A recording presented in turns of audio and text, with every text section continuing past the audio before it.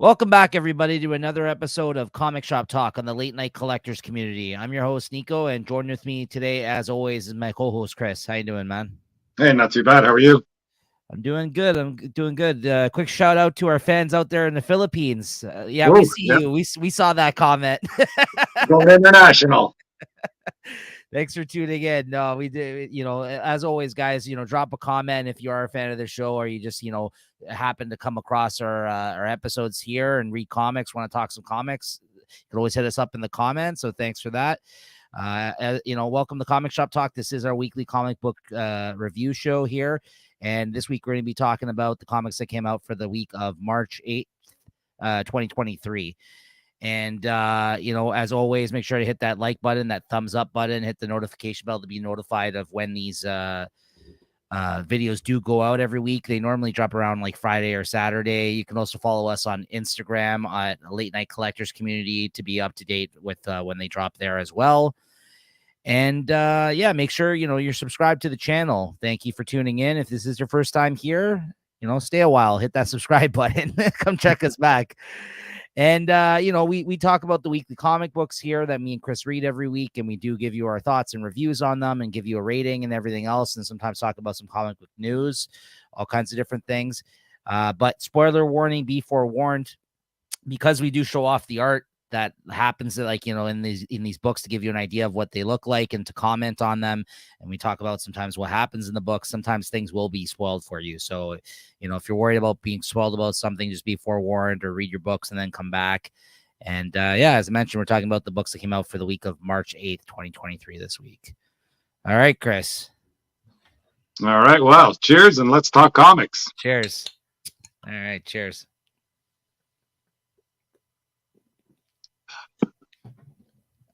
All right. First up on the docket today, we got Avengers 66. Yeah, I read this one digitally. Cool cover though. Really like. Yeah, they got I got the Ultron, the Alex Ross Ultron cover. I guess it's coming. I don't know. They kind of just spotted me this one for whatever reason, but I'm not gonna argue about that. But still a cool cover. I don't mind if I got both of them. Yeah, I like it. Yeah, it is a nice one. And yeah, that Alex Ross one, I did see that in the previews. So that'll be a nice one too when you get it. So, but yeah, this is what part 8 of the Avengers Assemble crossover with the, coming to the end of Jason Aaron's Avengers run. What do you think of this one, Chris? Well, it's picking up some steam. Well, I guess it's been steaming all ahead. I think this one's a bit of a breather. They're pretty much just kind of getting all the characters together again, for the final push, it seems. And you got a bit of history of Mephisto and the Council of Red. I guess he sort of turns on them to turn into some sort of giant kaiju Mephisto, and I thought that was pretty cool. He just takes down that the Carol Corp carrier or like a karate chop or something. I mean, this is a scene straight out of Akira right here. Like, essentially, like this is, I don't know if you ever watched Akira before, but that like he kind of transforms into like a fucking monster, like this in that anime, and it's pretty fucking cool. And that's kind of what this reminded me of, this scene. But yeah, absolutely turned into like a big monstrosity of a thing here. So it's pretty crazy. That's it. We get some of the final players are all on the board. Some pretty big players too. So there you go. You got Galactus. You got the Cosmic Khazar, or the Herald of Galactus coming in here with the cosmic powers. I think they bring in a few other heavy hitters, and I guess we'll see where things go. You still have the Doom planet, the Doom bots, or all the Dooms are still in play, and Mephisto's ready to. He's pounding the God's Quarry, and supposedly there's some power source in there that he's trying to search for, and I imagine that's what's going to be up for grabs at the end. Oh, no, there's that Celestial Deathlock. I'm not sure where he came from, but yeah, I'll buy that for $1. Yeah, no, that was a pretty cool idea as well. I liked that one a lot. I had fun with this. I've been having fun with this event, and I think the most obvious thing, which I guess we should have thought of, I thought that was like the perfect idea, was like you just said, Galactus showing up, and of course the Doom planet is a planet. So like when he showed up, it's like, oh, watch out! Like who's gonna take out this Doom planet, right? And I was like, oh fuck, of course, Galactus. And it's like planets. Well, Galactus doesn't just show up for anything. Like it's a big deal usually when he shows up, and he's actually been off off the board, I feel like, for a while. There was a period of time where he was dead and then he came back as like another form. So there's been like some things that have happened to Galactus over the last few years in continuity at Marvel, which like didn't even make me consider him showing up to this battle, right? But like, yeah, it made perfect sense when we got him here, showing up to kind of possibly take out the Doom planet, right? Like the Eagle planet. So that was pretty fucking cool. And this whole Thor moment with the Daughters of Thor at the end was neat too. And this whole kind of last page spread of all of them now coming together. Like I feel like we're getting a lot of these type of moments in these issues. Like I don't know how forward. Yeah, like the third time this has sort of happened here. They keep on, bringing in all these big players, only to bring more later on. Yeah, it kind of played out a little bit, but now that you know that it's near the end, yeah, that kind of has a bit more hefter weight to it, I think. Listen, I'm not gonna lie. I'm a sucker for just these amalgamations of different heroes or different versions of them. I'm a sucker for it. Like I know that I'm an easy mark for that type of shit. Where I just find it entertaining. Where it's like, oh, look at this version of this one that shows up, right? So like, I'm here for it. It's a fun idea. I mean, like again, it's not the best thing in the world, and I don't feel like the story has moved forward all that much during 8 issues so far. But it's fun. I'm having a good time with it. Yeah. So. What'd you give this one? I'll give it a 3.75. I still like the surprises there, and I'm looking forward to the end of this. Yeah, you hit the nail on the head for me. 3.75 out of 5 as well for me. Yeah. All right. Batman 133. Got my copy here. Yeah, me too. Yeah. Hard copy. I think there's a good Joker Archer variant. I'm surprised I didn't jump on that, but oh really? I didn't see that. Nice.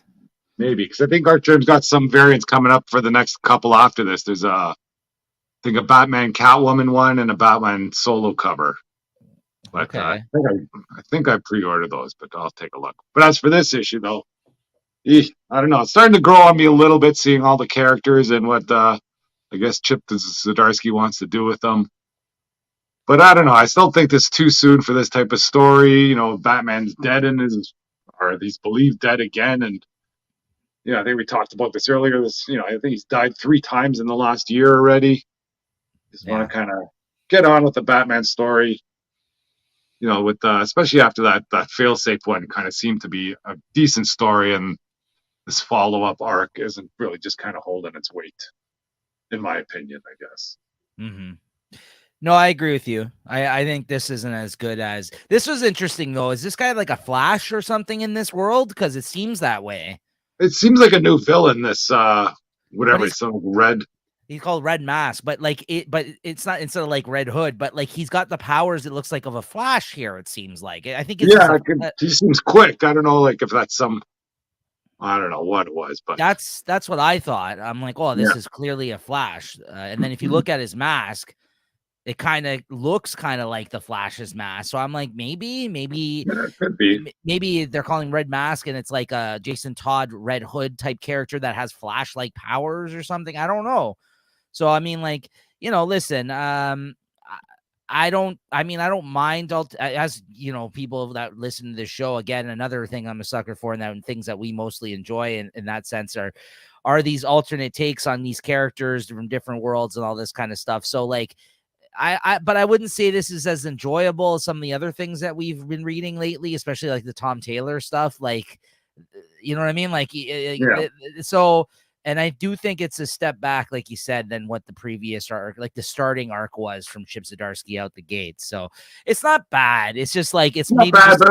I don't think this should be like a Batman title. This could be one of his, how many other Elseworld storylines does he have going on? And I'm not sold on this costume that Batman's wearing either. I don't know. That mask just isn't doing it for me. I guess he doesn't have access to all his seamstress and tailors there or something. He just had to put this one together himself. If this arc is done in the next couple of issues, though, I don't care. Like, you know what I mean? Like, it'll just be like, on to the next one. And like, let's see what else he has up his sleeve in terms of his ideas for Batman. Right. I don't think it's the worst thing in the world, but I like you said, I don't think, I just don't think it's what I want from a Batman comic right now. Like, I think at least for the mainstream Batman, Yeah, and he's got the Bane type character here that he's fighting, and I kind of like it's all interesting enough, seeing kind of these different takes on these characters, the same but different. Yeah, But I like the Joker in this one. No, sorry, I mean the Riddler. The Riddler was yeah, cool looking, I thought at the start of this, but yeah. So now it turns out there's like some underground, like instead of Arkham Asylum, there's like the Arkham Caves in this world, and I guess we'll find out what that what's brings, going on right? there? So, anyways, so what'd you give this one out of 5? I'll give it a 3.5. That was decent, but I'm not really jazzed for the next issue. Let's say. I'll stick with the 3.75 on this one. Next up, we got Poison Ivy number 10.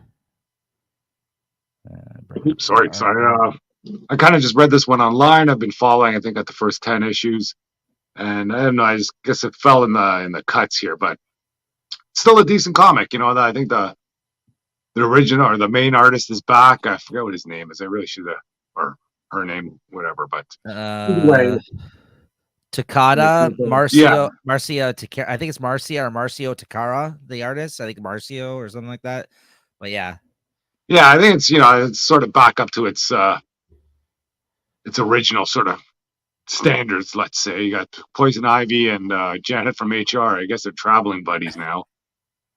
And I think in the last issue, I guess Poison Ivy realized her home is with Harley, and she's kind of packing up to try and make her way back to Gotham. And then Janet from HR kind of has her sidetracked to go to California to some conscious, I don't know, Retreat. A retreat. Yeah, for some conscious capitalism. That's what they were calling it. So it's just some kind of hokey retreat there. And I guess some strange things happen there. I think there's a lot of this mushroom business going on nowadays in comics and in media in general. You got The Last of Us there with the mushrooms, and this has a lot to do with the mushrooms. I think there's something else that had mushrooms. Just mushrooms. People are just doing mushrooms a lot more now too. Like maybe it's time to buy those mushroom stocks. They're really getting a push here. Yeah. But there's some interesting stuff going on here because everybody Orgy. Orgy. They're all on mushrooms there. And I guess the big reveal at the end is this this poison or the lamia spores that are mutating inside of poison ivy seem to break free, and that's sort of what got everybody going here. So we'll see where it goes. If I had this issue, I wouldn't be upset about having it. I thought it was a decent issue, but maybe if I see these around later on in a bargain bin or something, I'd definitely pick it up. But I thought it's still a fun issue to read. I'm probably going to still continue reading this, see where it goes. Nice. What'd you give this one out of 5? I give this 3.75. Yeah, so the artist is Marcio Takara. I just had to look it up. So Marcio Takara, is back on the book. So, all right. Next up, we got Adventures of Superman, John Kent, number 1. This is the first issue in a 6-issue miniseries with Tom Taylor basically rebooting the John Kent stuff. So I guess his main series, John Kent series that he had, Son of what is it? Son of Kal-El or something. I think it was called the first one. Yeah, wasn't it Superman, Son of Kal-El? Yeah, that's over now. I think that was like 15 issues or something like that. And it was done during the period of time that he was on War World. That series came out. We had talked about some of the earlier issues on the show. It wasn't bad, but I ultimately dropped it. It wasn't great either. He just seemed very unsure of himself in that book, and I wasn't really, down with what was happening in terms of like the direction at the time. So I stopped reading it, despite being a fan of Tom Taylor's. But I gotta say, I didn't really know anything about this issue. I didn't read the solicits. This was just like a last minute addition this week because the week was kind of light for me. And I'm glad I read this. This was really good, actually. And I'll say the reason it was good is because it had it's the possibility of what's more to come in this mini series. If you look at the cover here, even it says Road to Injustice. I was like, oh, Injustice. That's right. Tom Taylor cut his teeth working on the Injustice comic book at DC Comics early in his days at DC Comics, the one based off of the video game. And I've read his stuff on Injustice, and it's actually really fucking good for a comic book video game adaptation. But that's kind of how he kind of started doing this Elseworld stuff for DC, and kind of just went from there. That kind of became his thing. And in this issue, you start off with seeing this Superman from another world get taken out by none other than Ultraman, the guy that's part of that Earth 3, this crime syndicate group, the evil Superman. So he shows up in this, and it turns out he's going to all these different worlds and killing these alternate world Supermans. And now he's going to come to Earth and encounter John Kent, I'm guessing, because later in the issue, John Kent meets up with the Black Superman, which I forgot his name. I think he's like the president in some timeline at some point. But he's the Black Superman from another book that fucking Tom Taylor wrote early in his career for DC called Earth 2. So he was the Earth 2 Superman in that world that he wrote. And that one I've never actually read, but this is back when Tom Taylor wasn't even a name. And that was another alternate fucking like Elseworlds type book that he did for DC. So he's like tying together all these things he's worked on and ideas and all these different versions of multiversal Superman.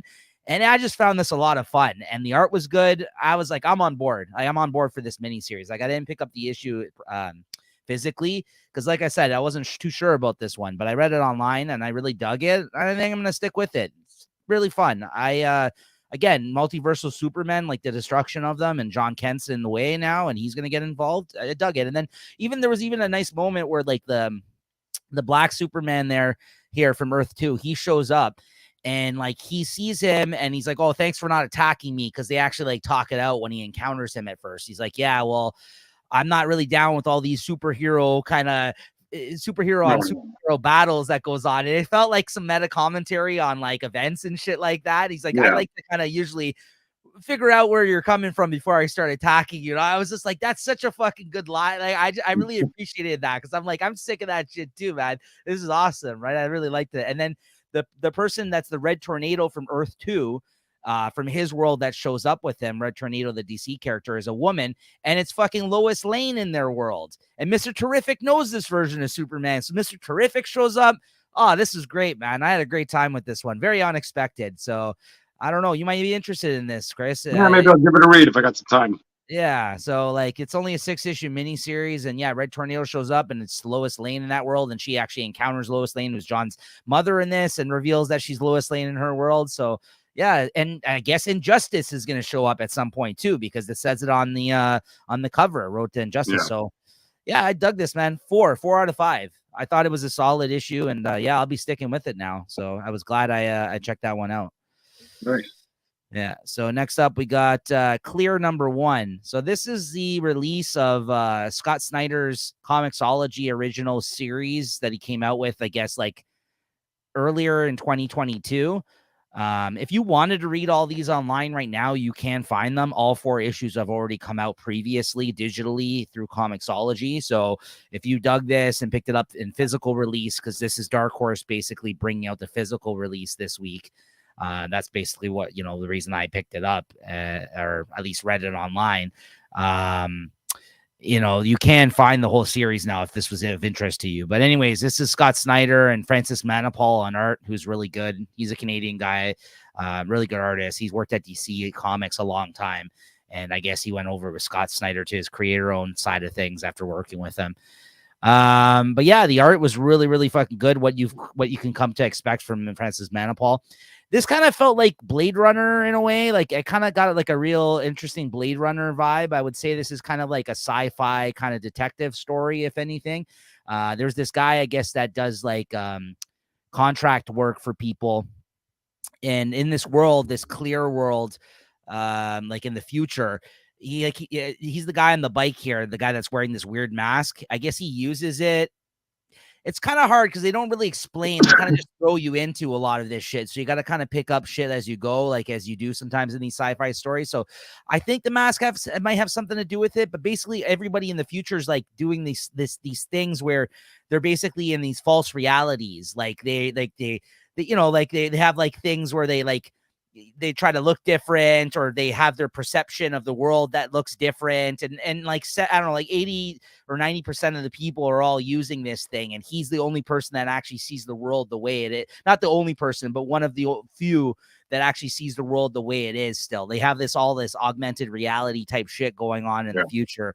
Where, you know what I mean? So it's kind of like an interesting concept like that. So, and he's a guy who, like, in this issue, for instance, somebody hired him to go and like a wife hired him to go and find out what her husband is basically walking around pretending that his life is, or what type of women he's technically seeing in this like altered reality of sorts, right? So it's like people, even like cheaters and stuff like that, now can like and like the guy in the narration, the guy even says, he's like, yeah, people hire me for this type of shit. Like, who the fuck wouldn't live another type of life if they could? He's like, then what's going on in everyday life, right? So like it was really interesting. There was definitely some meta commentary type shit going on about like, the future we may be heading towards. And it felt, like I said, it felt like Blade Runner at times. And all these great scenes of it raining down and all this kind of weird technology and shit going on. And yeah, I dug it. I can't say like I have understood probably everything that went on in this, or where it's going for that matter, but I might stick with this. It was kind of fun.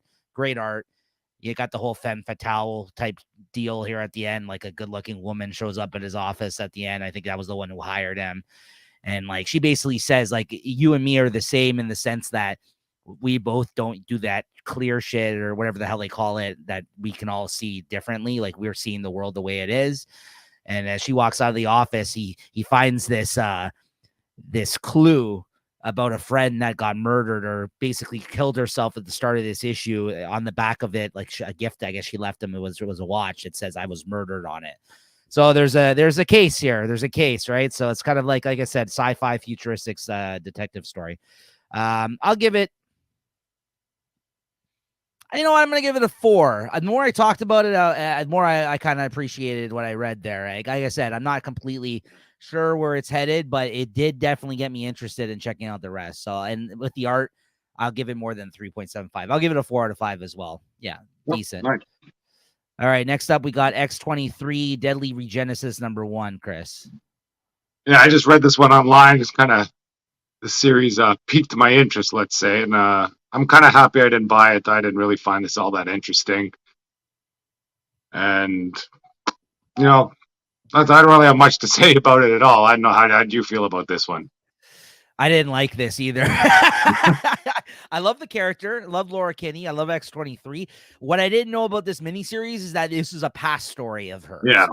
And I didn't really like that, because I've read a lot of her past stories, like her origins, where they're kind of like trying to cover somewhat here in this issue, or at least give you flashbacks to that period in time.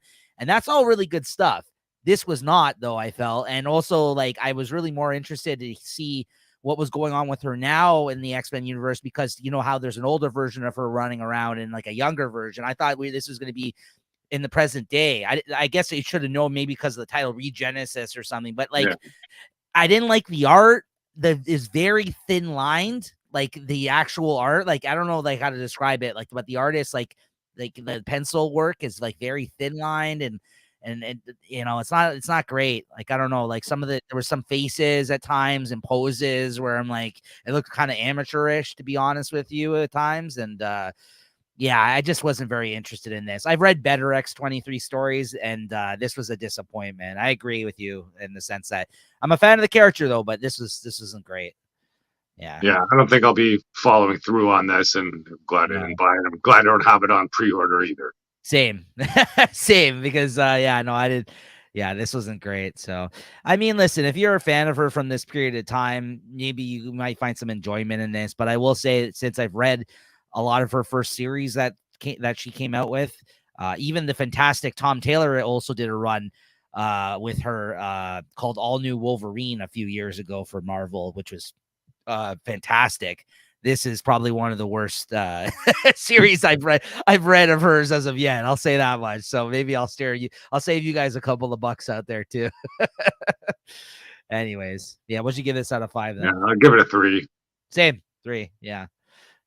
I think it would have been more interesting maybe if even the art was good, but I didn't even like the art. So when I don't like the art, then there's like really nothing for me there if I don't like the story, right? So next up we got X-Men 20.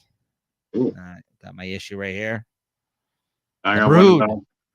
Ooh, you got that one, eh? Which was the Alex Ross variants, Virgin variants. Nice. It's a nice one. Yeah, that is a nice one. It wasn't a bad comic either. You get a bit of figure out what's going on with the Brood. I thought the ending of this is what really pushed this comic through, But before that, I got the X-Men thing fighting the Brood. Get some Brood history there. Yeah, I think the art was decent in there. dancing. Yeah, do the thriller dance. I'm not a big fan of these brood people or this brood hive, but I'm curious to see what's going on. And I guess the villain was revealed in this one, Nightmare. I might have to reread. I think issue 4 is when Nightmare was there. I think it was a Halloween issue. Maybe that might be the one I'm missing. But I like the stuff with Iceman there. I get to see him kind of use some of his Omega level powers. Yeah, that was cool. Fucked up some of the brood here. Yeah. Yeah. And like I say, once again, the ending, that ending really had me going. I loved it. I don't know if you recall too, Chris. This is actually tying in, I think, some of the threads from the other book Jerry Duggan wrote, which was the Devil's Reign X-Men miniseries. That's kind of what the Kingpin, I think, stuff is popping up from. Yeah. Because he also wrote, Jerry Duggan writes this book. He also wrote the Devil's Reign, the one with the White Queen and everything, that miniseries that we read during that period of time. And I believe that's where this whole business with her and Kingpin originated from, if I'm not mistaken, from a past story about, and the fact that he shows up here at the end, the Krakoa stuff. And again, I'll give props to Jerry Duggan. He continues to do stuff where it's kind of like stuff you wouldn't expect to see in an X-Men book. Like a Kingpin showing up there, that's like out of left field. Nightmare. And it brings up a whole bunch of new questions with Kingpin. Is he going to be sort of offered amnesty through marriage? Because who knows? Like, this is the first time I've heard of actually, just a regular person kind of coming to live on Krakoa through marriage, I guess. Yes. But we'll see. But yeah, no, that there's the fact that like I said, him, Nightmare, like these are villains that you don't really necessarily see in the X-Men regularly, right? So I think it's interesting that he's taken a different approach with some of his storytelling in this. So yeah. So what'd you give this out of 5? I'll give this a 4. That ending really sold me. That got me going. I'll give it a 3.75 this one. But yeah, I agree the ending was the best part about the issue. Next up we got Nightcrawlers number 2. Yeah. Well, if you like talking about your amalgams or amalgamations, I don't know, for whatever reason, these ones with Nightcrawler just aren't working. Maybe I just can't figure out these chimeras that everybody's got. I think the cover's a bit of a red herring there. It was nice when they were in Asgard taking stuff out. But, that was just all kind of pre-title page business. And then the rest goes on. I don't know why. I think this should be better for some reason, but it's just not. And just all this kind of cult-like talking that's in all the dialogue, oh, bless the spark. And I really don't enjoy when they're trying to bring in new catchphrases or new words. Like, I think in Spider-Man 2099 when, instead of swearing, they'll say flag or something. Shock and great or whatever. Yeah, something that works for whatever reason it works in Conan when he says by Crom, but it doesn't work when they say, oh, they're shocking, whatever. That's his god, though, Yeah. I didn't like this. We're on the same page tonight. I was like, Chris, could you tell me what the fuck happened in this comic? I'm so confused. It's like I'm gonna give it the benefit of the doubt in the sense that I wasn't reading Legion of X prior to this, and that is basically what this replaced. So maybe you would have a better time with this if you were reading that series previously. But yeah, I'm fucking confused. Other than like you said, all the Chimera kind of ones that are showing up, the different versions of these people in this, that was probably the only fun part about this comic. I couldn't tell you what the fuck was going on. Otherwise, there was a lot of confusing stuff that went over my head. The art was okay. This is my least favorite out of all of the miniseries that have come out because of the Sins of Sinister. Like I like the other two. This one is probably even worse than the first issue for me in terms of like my enjoyment. It's because I couldn't tell you what the fuck was going on in this, right? And then again, they're jumping 10,000 years in the future now or whatever. Right? It was 100. Yeah, it was 100 years or 90 years. Yeah. You got. And is that Mother Righteous? Is that Storm or? I don't know. I don't know. Look, that's the thing. You never know who these people are. Like, you got to spell it out, especially when you get different artists drawing them. And if you have a black lady there with the white hair that's in a position of power, generally it's Storm, but they don't really come out and say it's Storm. And then this, I know what happened to Nightcrawler. I remember they referenced him turning into some sort of monster there, that demon at the end, or in one of the Yes. other issues. Yes, But that's right. I don't know. I'm glad I didn't buy it, and I'm not too heartbroken that I'm missing out on this. I mean, with one issue left to go, I'll probably end up reading the last one. Yeah, just I'm with see if there's a payoff or something at the end. yeah, but I also read this online, so yeah. What'd you give this out of 5? I'll give it a 3.5. I don't know, maybe 3.25. Oh, 3 for me again with this one, just because, and I'm giving it that because, like I told you, I just didn't really understand what was going on. I may have given it more if I had a better understanding of what was happening in this, but it just went over my head. All right, next up, I got Fantastic Four number 5. Yeah, I don't know if I'm gonna continue reading this. Well, I got 6 and 7 coming up to 700, so I said I don't know. I mean, um, I know Doom's coming up and 700's coming up, so like that's what I mean. Like I'm just not like I like certain things about this book. I've said the same thing. I think every issue that I've talked about of this series so far. There's certain things I really enjoy about this take on the Fantastic Four, and then other things not so much. And then this basically was just another one and done story of this. In this one, they were like, they were stuck in traffic at the start of this, and then all of a sudden up ahead in the traffic jam, the things that were causing the traffic jam, like Sue flew up ahead to find out what was happening, and it turns out it's like some dorky villains like Nicholas Scratch and the Salem 7, like some sort of deep cut of characters I've never fucking heard of. So I'm like, okay. And they attack the Fantastic Four, and he does like some like magic spell on them, and they're like, what the fuck did that do? It didn't do anything to us, right? And they all get warped for a second, like they all look like they're in like parallel dimensions or something like that, and all of a sudden they go back to normal, and they're like, oh, what the hell was that? And he's like, oh, time for me to go. And he transports all his people away, and then he fucks off, and they think everything's fine. And then it turns out that they go to like eat a meal because they were going to get like, I don't know, some fast food. There was like a road stop up ahead, and they start, they're eating. And all of a sudden, like Thing, everybody but Alicia, because they weren't caught in the crossfire of this thing, they all start, their stomachs start gurgling, and they all fucking run to the washroom. As you can see, that the panel at the bottom there is fucking Reed like stretching his arm to like run in the washroom.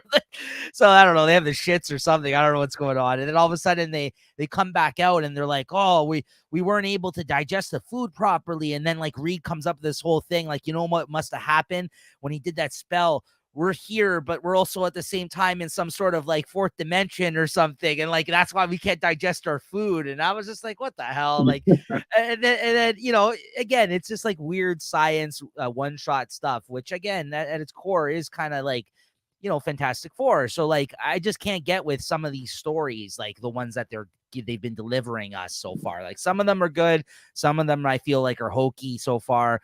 Again, I love what they fucking do with. I love his Reed in this book. I love that he's always stretching. I love that he's like. I love this version of Reed. Like, look at this. Like he's doing crazy shit every issue. Like he's always, like actually doing stuff. Like other than using his intellect, right? So I kind of really like that part of the book. Which again I've said many times, but I don't know. This was just okay. And then at the end, it's like it alludes to something happened, like maybe like it's gonna this bird may have got mutated or something as a result of some residuals that they left from their journey there into another dimension. So I give it a 3.5. It was okay. It's not clicking for me 100% the book, but yet I still continue to read it. So there are things I like about it, clearly, right? It's just like but I've been reading it digitally, so it's like me not buying the physical issues of it has been helping in that sense. So I'll continue with it. Like you said, at least till issue 7, whatever that is. Is it 800, 900? What is it? 700? Yeah. I don't know. But anyways, next up we got Batman Joker Deadly Duo number 5. Yep. So I read this one online. I didn't kind of jump on this one, and I don't know. This one's kind of the art of, once again though. This art is still stellar, and the story is moving along. But I think we got this is a whole bunch of history. I guess the big bad was revealed at the end of this one. Yeah. I don't know. I'm getting tired of this, but maybe it's just because I'm not buying it. This kick that she did to the face, like I don't know how. It I don't know how her leg bent that way. It was like that. It was that Leslie Nielsen scene from it was a Top Naked Gun where he grabs both the. Yeah, there's a third arm that comes out of nowhere. that's what that scene felt like. Like it felt like he had restrained her from behind, and all of a sudden, somehow she was at such an angle that her leg was able to I get it. You can't do that, I guess. She is flexible, but that seemed like an impossible fucking kick to the face that she pulled off. Just the angling of it. But I was just like, where'd that leg come from? I extend that knee, maybe, and no, I'm with you. This was a big info dump. It seemed like for him to catch up and bring us to bring us home here in this, like the last act of this. Yeah, is this issue 6 or is this 5? This is 5. So there's two to go. Okay. So it's a 7-issue miniseries. But yeah, I agree with you. The art's been great. As you know, I've really, really enjoyed this series. My expectations were low, and I think they've exceeded it. But there was a lot in this issue. I think the second half of the issue was much better than the first. The first half, I was like, this isn't so great. And then, they really had to play a lot of catch up and kind of get you to that last scene.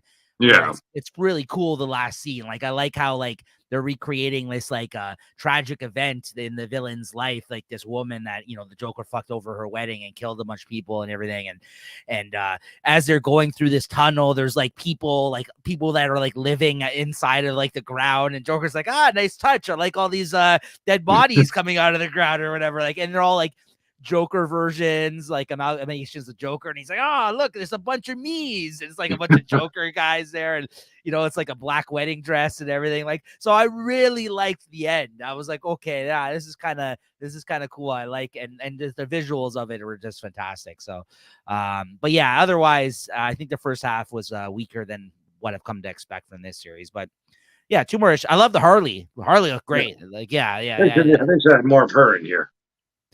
Yeah, they've really been hinted, they've only been using her very sparsely throughout each. She's been 1 panel pages throughout the first couple of issues, right? So that's about it. Yeah, but what'd you give this 1 out of 5 then? Yeah, I'll give it 3.75 just because of the art there, but same. I'll also give it a 3.75, but I will say this was weaker, I think, than the last couple of issues of this series for sure. But yeah, looking forward to the conclusion. This has been really great. Yep. Next up we got Mary Jane and Black Cat number 4. What cover did you get for this one, Chris? I got this one right here. I know there were some nice covers for this one. What the hell? They put all the nice covers on the same issue. They really did. I went for the Alex Ross Timeless, whatever. Okay. So we both didn't get the regular cover, but the regular cover was nice too for this. Exactly. One. I like the regular cover, and I like those other ones too. There's still, I think there might have been another one too that was still good for this. Yeah, because I got the one with all the different versions. Yeah, all the different Black Cats. So you couldn't. But look at this one. Spread these covers out. Yeah. This one was a good one too, man. So you're right. There was. I'm not buying 4. If this was a better comic, maybe I'd buy 2 or 3 issues. But yeah, at least this one isn't going to be hitting that speculation market hard. And I don't want to be spending all these things for one issue for the same issue. You're right, but it's a decent issue nonetheless. Yeah. I guess we have Black Cat revealing, I guess, her guilt to Mary Jane, and Mary Jane seems to take it in stride, and they're still pushing that narrative that Peter Parker and Mary Jane are over, and both sides seem to be happy with it. Mm-hmm. I don't buy it 1 second, but I'm happy they're pushing it, and we'll see how things go there. And then the story, I guess, what's going on to that Sim. He's always fun to watch in here, and they're after with the Demon Sword.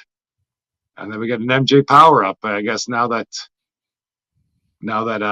Black Cat has sort of unleashed or unloaded her guilt, she's not giving bad luck. Or I like how they explained it, that the bad luck is now transferred, I guess, over to the demon that they're fighting, and bad luck for him means good luck for Mary Jane, and I guess she hits the jackpot there. Mm-hmm. Yeah. And I don't know what that power was, but it seemed freaking heavy duty. Yeah, you hit the jackpot, Tiger, right? Yeah. Yeah, I like this issue. I think this was one of the strongest issues actually of this miniseries so far. It kind of went off the beaten path there for a moment. I felt like this started strong and kind of caught the same type of vibe we got from that one shot. And then the second issue, I was like, oh, I don't know. And then the third one got a little bit better again. And then with this one, I was like, I got a feel for the situation and that demon character and like kind of where they're at. And like you said, they kind of really got to talking in this one. So I really actually ended up enjoying this issue. I thought this was a good issue of this miniseries. And I'm interested to see where it goes here towards the end, because I think there's only one more issue to go in this one, right? I think it's 5 I think so. So yeah, they get this demon sword at the end here, and you don't really know what they ended up doing with it. So I guess we'll find that out in the last issue, because like they kind of they approach it, and then they find out if they actually take the sword on, one of them will die ultimately. Because they don't want to rule hell those ones, so they'll actually get taken out. And they're like, how the fuck did this guy expect us to deliver this sword? If you know what I mean, if he knew that this would have happened to one of us. And then the demon's like, yeah, well, I guess he that's the plan. Yeah, exactly. He's like, one of you guys are gonna have to sacrifice yourselves, and like everybody just shows up in hell at the end to confront them. And so I thought it was good. I like this one. But the one thing I don't buy about is the whole premise of the story is that the only way they can get out of limbo is to do this, is to get that demon sword. Like everybody seems to be coming in and out of limbo, no problem. Like, can't they just go see Madeline Pryor there and get Peter to freaking just smooth the waters? Go, hey Madeline, I got a couple friends down in limbo stuck. Can you help them out? Yeah. You got, I don't know, you got Peter Parker. He's flying back and forth from limbo all the time to go visit his buddy in jail or wherever he is, better chasm down there. So I don't see why they're having such a hard time getting out of limbo. Yeah, I think that's unfortunately one of those situations where you're like, well, then they could have really resolved. There's no story, but they could have resolved this whole thing in one issue, right? Like I get it, but like then you wouldn't have this miniseries, right? But I think it's one of those. It's an instance of they did that one shot Jed McKay of both of them, and it was a big hit. So they're like, hey, let's just and Jed McKay will jump at any fucking opportunity to write Black Cat. He literally has like continued that series after it got canceled twice in like every other fucking one shot or miniseries he could, right? So like I'm here for it. I like his Black Cat. So like, I think there's been some great stuff that he's done with her. So but you're right. This hasn't been like the strong, like I think the one shot was better than this miniseries has been. These were all fun issues. I'd rather go for maybe 2 or 3 arcs, with a decent story than trying to stretch things out. And I'm all for it if he jumps, just drops a little Black Cat mini arc every once in a while, and you can number them 1 to 3, and it's all part of her legacy numbering. But otherwise, I think it's still a fun story, great art, love the characters in it, and I'm still down for the end. Yeah. So what'd you give this out of 5? I'll probably give it a 3.75. I think I'm gonna give this a 4. Like I said, I think this is probably one of the stronger issues of this series. I dug this, and I just like that they cover a lot more ground other than them just fucking making their way through hell and being like, oh, she's gonna find out, and like at least this one was just like finally there's some sort of like, you know what I mean? They moved the story forward a little bit, right? Which makes sense. This is the second last issue, right? So, anyways. All right. So last up, as always, we got Amazing Spider-Man 21 here. Yeah, I got this issue as well. Chris, why don't you talk about this? I don't know, man. There's some good things I like in there. Ooh. But who's the Scribble Man? Who's the Scribble Man? They put a lot of weight into this story, like you can't do this to us. Like, I don't know. Like, I'm still down for it. I'm going to follow, see where this goes. Just seeing them there, when I guess when they saw that Scribble Man come out, I thought it was odd that they both call each other right away, and I don't know. I think they're just pushing this stuff with the kids too hard.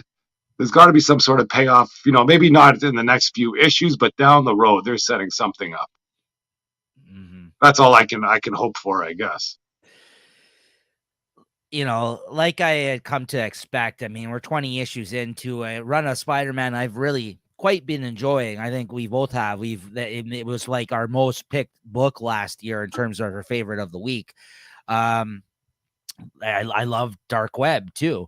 It's just like I wasn't expecting much 20 issues in. Like I felt like the time had passed, and this is the reason why they kind of ultimately had set it up this way. But whether or not they still got enough gas in the tank here to kind of tell an interesting story with this character and why they came to be in this situation, I guess we'll see get played out within the next few issues, right, of this arc, because it looks like this next arc is going to focus entirely on this situation finally. But as an introduction to that moment that happened all those issues ago, this was disappointing. I felt like this is like, I'm like, okay, some like, I don't know, mythical dude transported them into a different time and place. It looks like a fucking limbo or a hell or something like that. I don't know what's going on there by the end of this issue. Yeah, I don't know either. He grabs his tits there and fucking he has this like, I don't know, he has this like this moment of thinking about his like life, and even the John Romita art, which I've been a big apologist of him, and I liked his art on this run so far. I thought this art of this issue was good though. You liked the art in this issue? I liked the art in this one. I thought it was okay in this issue. I thought he's done better in his run like previously though, and than in this issue. But maybe it was just because I didn't love the narrative of what was happening here. I don't know. I need to see the next issue, because like this was very, let's say, underwhelming. Like I wasn't expecting the world and for them to explain like some crazy thing in one issue, like after all this time, them addressing it finally. But like this guy, who I don't even know who this guy is, showing up was just like, okay, like that was my reaction. I'm like, oh, all right, like I thought it might have been Mephisto in that storm or something. And if was that him, they go, holy smokes, okay, now we're talking. But this looked cool at the end, like wherever they got transported. I was like, okay, yeah, maybe there's something interesting that's gonna happen here now. I don't know, but like for what this was, I was like, it was fine. It was just a big like whatever issue for me. Yeah, like if this is gonna be garbage, just get it over with. Let's just move on to Spider-Man stories with him, and and just see how things go. But yeah, so what'd you give this one out of 5? I'll give it a 3.75. Still, I still enjoyed the time, I guess, before that Peter Parker and Mary Jane, or kind of right after the end of the run, where you still see them together, and just even a few pages of that's enough to keep me going. I'll give this one a 3.5, which is probably one of the lower ratings I've given this book in a long time, if at all, during this run. But that doesn't mean anything, because I love this run, and I'm sure that it'll get better from this issue on, but I wasn't a huge fan of this. And even 3.5 out of 5 is not a bad rating. It's just like, it was just okay to me, this issue. Like, but I look forward to the next one still, because like you said, I think it's been great prior to this. And hopefully after this, I think this has been a really good run of Amazing Spider. I just don't want to ever go back to the Beyond era. And even that, like, Zeb Wells, I don't know. Some of this almost has me wishing for the Beyond era. Like, it's just good, normal things happening, except when he was sick. That wasn't too great. It was good when he was getting better, but that time he was never mind when he's in the hospital. We won't talk about that. Let's not talk about that. Yeah. Okay, so that's gonna do it this week, guys, for the books that we had read. Now that we've finished talking about it, I gotta say it wasn't that great of a week of comics. This was actually probably one of the weaker weeks in more recent memory. I feel like, for me, I don't know about you, Chris, but I was just like, everything was just very, like, as the kids are saying these days, mid this week. It was just like very. Yeah, that's. I thought you were gonna say meh, but you're going to mid, a little mid. newer. Yeah, it's just, it was very just like, so these issues were lacking the Riz. The what? The Riz. The Riz. I've never heard that. You haven't heard of Riz? No. Got to get on that train. I think they showed me some Riz. Oh yeah. All right, so a couple of things quickly before we get to what we're picking up or what we're reading next week, and our favorite of the week, which was a tough one this week, I gotta say. Let's see here. I did want to mention this very quickly. Recent reads, and Chris, if you have anything, feel free to mention it. But I literally just finished this when I got off of work today before we recorded this. I came home and I was just sitting around, and I read this. I finished this. I picked up the first trade paperback of the Captain America Sentinel of Liberty series that's been coming out right now. This was really fucking good. I've been hearing a lot of good things about this series. I think we read like the 0 issue or the first issue of this series, and we talked about it on the show. But it didn't like hook me, let's say, at that period of time. But I've been hearing from a lot of people recently that this has been a very good Captain America series. And I know there's an event coming up this summer. Yeah, there's a summer event coming. It looks interesting. Yeah, so I was just like, okay, the trade just came out, like, I think a couple of weeks ago. I was like, okay, I'll pick it up and see what this is all about, the hype. It's well deserved, man. Like I gave this 5 out of 5. This was I mean, the art was great on this. The story is really cool. It's like one of those, classic Captain America stories where it's like a whole conspiracy of like a secret organization that's working against him. You got, Winter Soldier in there. Yeah, Sam shows up at the start, but then he goes off because he has his own series going on at this time. So they've kind of separated them, but he's in it for a little bit. It was just felt like a really good classic Captain America story, and a good one at that, and with great art. So like I highly recommend. That's why I wanted to mention it. This volume 1 of this series. Definitely check this out, guys, if you kind of didn't stick with it like we did. That being said, I don't know, maybe I'll catch up on it and read it online, because I do want to see maybe if this event, like what this event's all about this summer, because if this is the people that are writing the event, the ones that were writing this book, it might actually be pretty good. So I have heard good things about the Sam Wilson series too. I heard this is the better out of the two, but now that I really enjoyed this one, maybe I'll go check that one out as well. But yeah, so I picked up the trade. The first volume, I think, is $20 US retail, but it comes with the first 6 issues and the 0 issue as well. So it's a fat paperback. It's well worth it, and it's dense. Like there's actually, this took me a little while to read. So sometimes you read these 5-6 issue Marvel trades and you fly through them. This was like, there was a lot of dialogue in this, but good stuff. Like not like in a bad way. It wasn't overwritten or anything. It was a really good. Reading the comics through trades, it does make the comic stories a lot better than waiting issue by issue sometimes. It depends. Yes, some things do read better all in one chunk. Absolutely. And even this, while I was reading it, I was like, I don't know if I would have stuck with this if I continued to read this one in issues. But reading it in all one big chunk, you really just got a bigger picture as to the plot of what's happening to him, right? So like by the end of it, I was like, oh, that's real interesting, right? So I don't want to spoil it. You're not worried about what you forgot. Everything's just, bang, bang, bang, right after another. Yeah, so I might continue picking this up and trade, or like I said, maybe I'll jump on just for the event this summer and see where that goes. But yeah, no, it was very good, very good. So 5 out of 5, honestly, for that one. I wanted to mention that, and also very quickly, is there anything you read that you want to talk about? Recent reads? Well, I did want to talk about these facsimile issues. I was at my local comic shop there. I was just kind of checking out the comics on the wall.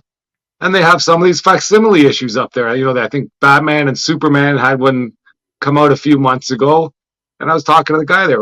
That's not really up on the wall. They wanted like $40 for it. I'm not sure. I don't know if you have that up there. I was surprised that these are, even kind of doing that well. And I go, are you sure? He goes, well, I'm not 100% sure, but that's what the guy wanted. But really. That's weird. I don't know. I hope that's not the new trend, but you're right. They are pumping a lot of these books out. And I could see, because these are quality reprints of these books. A lot of the times, it obviously, because of the time that they were made, better looking reprints than what they would have looked on that newsprint back then. So and there are page for page reprints. It's like the same ads, same everything from them. So, but better quality. Yeah. Maybe there's something too. I just thought it was odd seeing him up there. I thought, I don't know, maybe you've seen this in the shops you go to, or your shop there. I don't know. I've seen them when they've come out, like for I'm just surprised to see him up on the wall, as something desirable. I haven't experienced that as of yet, but I wouldn't put it past the collector's market, because like some of these books are just very hard to come by, right? Or to buy even in good condition, just very expensive. Some of these iconic books. So like the fact that facilities can actually go up in value, I wouldn't put it past the collector's market, man. It's weird. Like there's so many things I don't. I don't. Yeah, you never know which ones kind of go viral or catch fire. I just thought of I bought these ones. I think they just kind of threw them in my box. I'm like, what the hell? I'll take a look. And it seems like they're doing better than freaking half the issues I've bought already. And it's something I would have just freaking thrown out there. I'm surprised they even haven't bagged and boarded. It might just be because of the fact that, like I said, there's just not many copies out there of even the originals anymore for people to get their hands on for a reasonable price. So maybe that's why these ones are going up in certain value. But it's weird because they're reprints. The fact that those will go up in value, it seems like it's crazy. That's what I thought. I don't know. I agree with you, but like there's so many things I feel like in this hobby in terms of like at least the collector's market that I don't even have my finger on the pulse of at all. Like there's things I just don't understand. Like even Yeah. like even when you get into the art collecting market, like there now because of people who've ruined certain aspects of that market in the sense that because they take advantage of artists and writers for their signatures and also for like sketches and stuff like that. They charge for remarks now, like little fucking doodles, like head Yeah. sketches on stuff and signatures. So many fucking artists have companies now that are with them, like handlers at these shows that are charging crazy amounts of money for even fucking something as small as that because they're the resellers market. They're Yeah. kind of what are making them consider to do this shit. So now, unfortunately, it's like if you're just a fan, too fucking bad. You're gonna be paying the price now. You can't just get a signature anymore. Like, you know what I mean? Like, it's hard. Like some of these artists, they'll at least be like, okay, I'll sign one thing, which is that's all I ever really want. Like, Yeah. I'm not this guy that shows up with a fucking long box. Is like, hey, I need you to sign all this shit, and then like resells it or something. Hey, so like. Yeah. It's just that again. That's a whole. I don't want to get into. That's a whole other fucking thing. Part of the collecting that I'm not a huge fan of, unfortunately. But all right, and very quickly, also in the news, they just announced the new creative team for a relaunch of Hulk #1. And it's your boy there, Philip Kennedy Johnson of the Superman War World stuff and all these other Oh, it's things. him. That's the guy that's writing it. That's the guy who's writing it. Yeah, Philip Kennedy Johnson. He kind of been up and coming the last couple of years in terms of the jobs that he's been doing between Marvel and DC. More recently, actually working for DC. So I don't know if this is his Marvel debut. It might be. So like he's going to be taking over for the Donny Cates, Ryan Otley team on Hulk after issue 14. And then I think they have an annual, and then they're relaunching with #1. I think in June they just announced. Yeah, I think the annual has a preview of the new run. Yeah. But, I don't know. But the even more exciting news on this one, I will say, because like I said, he hasn't sold me in terms of writing because I haven't really read too much of his stuff, but a lot of people seem to like him. Nick Klein, who is the artist on Thor with Donny Cates, who's a fucking fantastic artist, is going to be drawing the book. So I don't know, man. I don't know if I'll be buying the book outright, like a physical copy, but maybe I'll check it out online when it comes out because I'll definitely check out the first few issues. The story doesn't really have me hyped there with just all these mythical monsters, whatever, being turned against them. But who knows? seems like they're But going the back art to will get me at least for the first couple issues. I'm sure they're gonna have some killer covers. That's true. Yeah, so we'll see. It looks like they're going back to the well in terms of the Al Ewing run, the Immortal Hulk stuff. It seems like he's tapping into because Philip Kennedy Johnson in his comments about what he's going to do with the book, I think alluded to. I think he's going to be more in line than what came before Donny Cates stuff. So they're kind of just ignoring this whole last run, and it seems like because I guess it was an abandoned book to begin with, but.